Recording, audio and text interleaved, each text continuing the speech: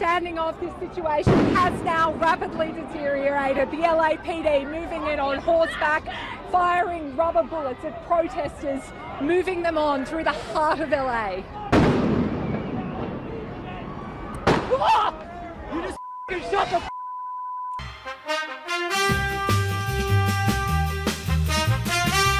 Good evening, ladies and gentlemen. I'm Gerald Scroggins. And I'm Sage Wellington. Tonight we have a Chophouse News special report.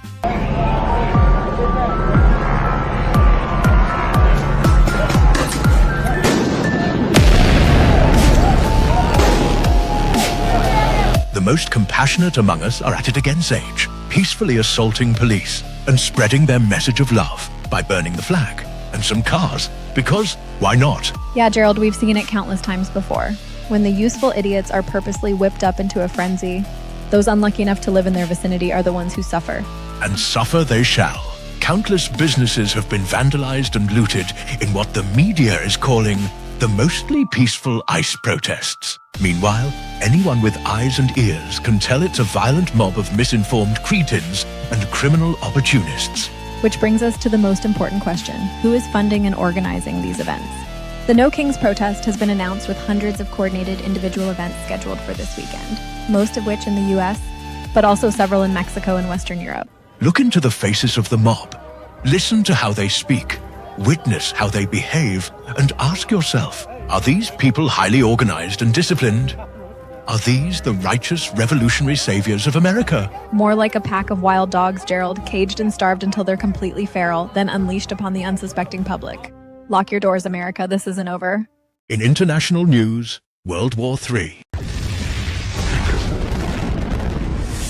Israel stirred the Arab pot this week with their coordinated airstrikes on Iran. Israeli missiles gutted Iranian military and nuclear sites, reportedly eliminating multiple nuclear scientists and top military brass. Marco Rubio was quick to vow that Israel acted unilaterally and that the US was not involved. But just as quickly, Trump began posting, and his take tells a different story. I gave Iran chance after chance to make a deal. I told them in the strongest of words, just do it, but no matter how hard they tried, they just couldn't get it done. I told them it would be much worse than anything they anticipated, or were told that the United States makes the best and most lethal military equipment anywhere in the world, by far, and Israel has a lot of it, with more to come, and they know how to use it. Blah, blah, blah, make a deal or die. Sounds quite unified to me, Sage. And Iran thought so too, as they've unleashed an endless barrage of rockets into Israel in retaliation, overloading the US-funded Iron Dome in at least 7 instances. With a US taxpayer bill of over $100,000 per interception. The Iron Dome says more about American politics than any post on social media from a corrupt talking head. At what point are people forced to face the inconsistencies? We sacrifice American capital and American lives to defend a religious ethno-state, one that directly funds the forces of American progressivism. The math just doesn't add up. Cultural harmony for me, but not for thee. But we are well served to move on, Sage. These are unapproved opinions. On the lighter side of the news, little Greta was arrested for the 100th time in possibly her dumbest stunt to date. Our favorite little Swedish meatball was almost swimming with the fishes after she reportedly tried to float a small boat packed with supplies into the highly contested Gaza Strip. While some misleading reports initially suggested Israel had attacked her boat, causing it to sink, the unfortunate and less hilarious truth is that Israeli military simply seized her boat and deported her back to La La Land.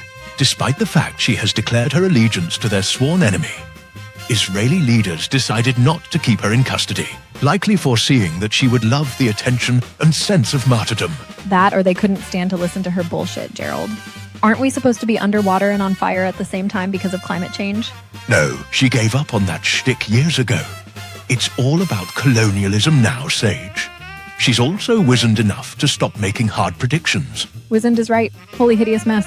And those have been your top news stories of the week. Chaos nationwide, the looming threat of nuclear annihilation, and one consistent threat: unapproved opinions abound. Next up on Chophouse News tonight, we sent Rhonda Manley into the madness of the LA riots. Stay tuned through this short break for her boots on the ground report from the front lines. Stick around. Every year, millions of animals are left behind. But not these animals. They weren't left behind. They were actively rejected by everyone.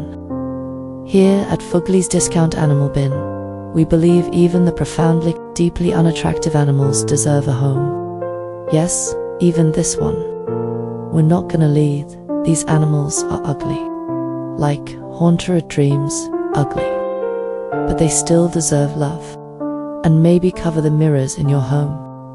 Adopt today, and you'll get a free air freshener and a tiny paper bag to place gently over their heads. So come on down to Fugly's, because beauty is only skin deep. But this level of ugly cuts straight to the bone. Adopt an ugly animal today. You can name it after your ex.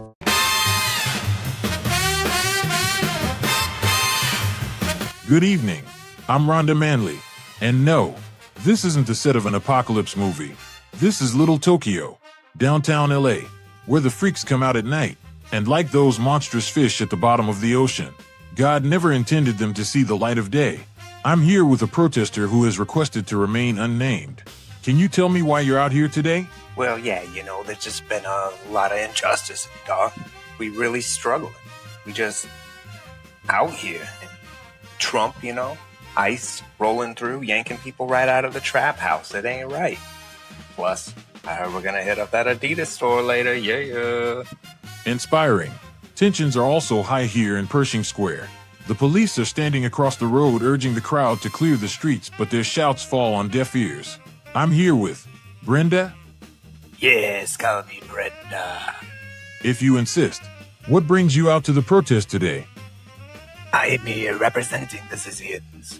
We wish to accelerate the downfall of this poisoned nation. Rationality removed from logic, and you will serve us. All hail, Sis. The temperatures are high, and the IQs are low here in sunny LA.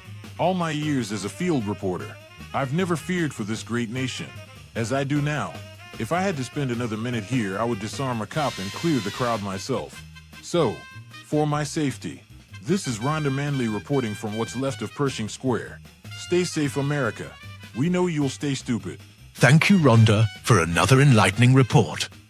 Make sure you make it out of there safely, and don't do something you'll regret. I hope you all enjoyed this week's riveting episode of Chophouse News Tonight.